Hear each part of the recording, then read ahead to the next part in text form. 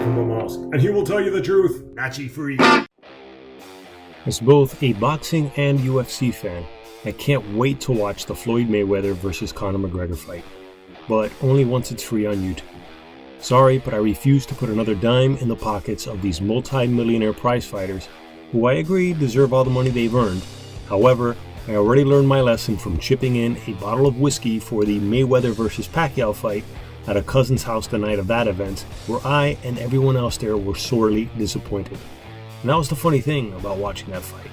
We all wanted to see blood. Despite the fight being somewhat entertaining, it was obvious Mayweather and Pacquiao were holding back on their punches. They weren't out for blood. They were just out to collect the money from those of us who paid to see their blood. But for anyone who wants to see a truly bloody fight, watch Conor McGregor vs Nate Diaz in UFC 202. In that fight, you will get all the blood you bargained for. It was the only match I've ever seen where I thought someone should really stop this fight. Nate Diaz's face looked like a butcher shop. At one point, he leaned on McGregor's shoulder and the blood literally gushed out of his eyebrow onto McGregor's back. I'm not into watching any sports, but for whatever reason, boxing, the UFC, I do follow. Exactly why some of us go out of our way to watch grown men deliberately beat each other to a bloody pulp is a mystery I'd like to understand.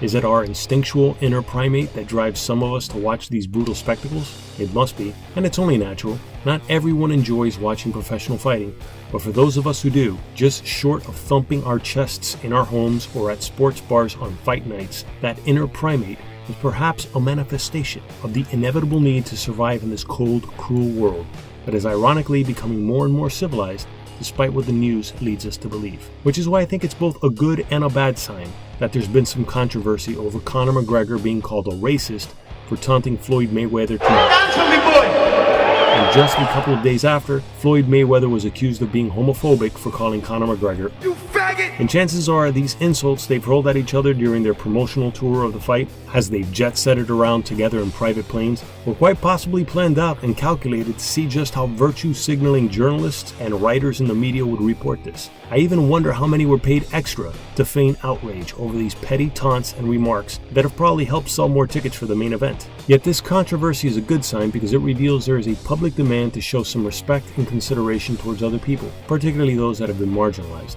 It's a bad sign because it's a sensationalized controversy that pushes a false narrative of a problem that isn't entirely there, at least not the way it used to be. Which is why for those journalists and people in general who honestly believe Conor McGregor is a racist or that Floyd Mayweather hates gays, do the rest of society a favor, get a grip, and research the boxing of a bygone era. December 26, 1908, Jack Johnson became the world's first black heavyweight boxer after winning and arguably knocking out Tommy Burns, a white Canadian boxer who will forever be a footnote in boxing history. Back then, racism was so prevalent and truly institutionalized that not only was the fight ended when it looked like Jack Johnson was going to knock out Tommy Burns, but the filming of the fight was stopped lest it be shown that a black man actually beat a white man for the championship title.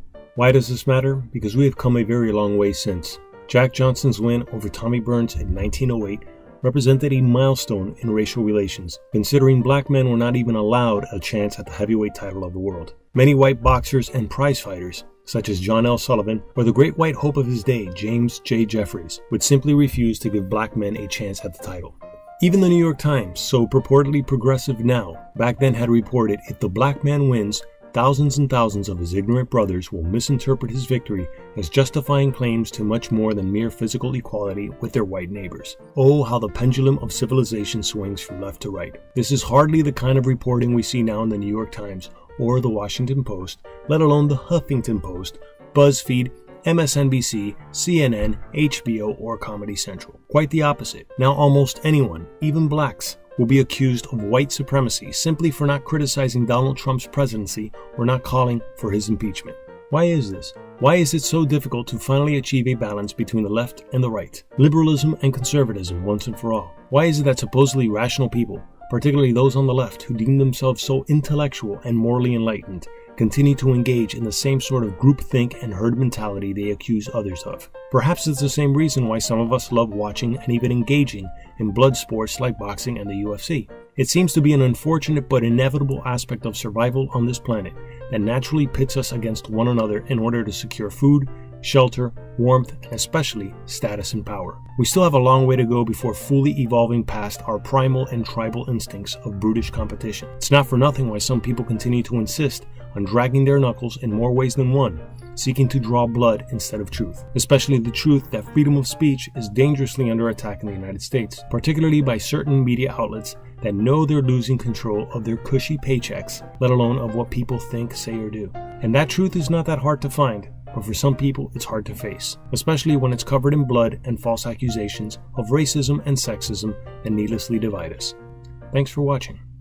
If you like this video, please subscribe by clicking on my face, and if you want to support this channel, click on the Patreon logo or donate via paypal.me/homegrown.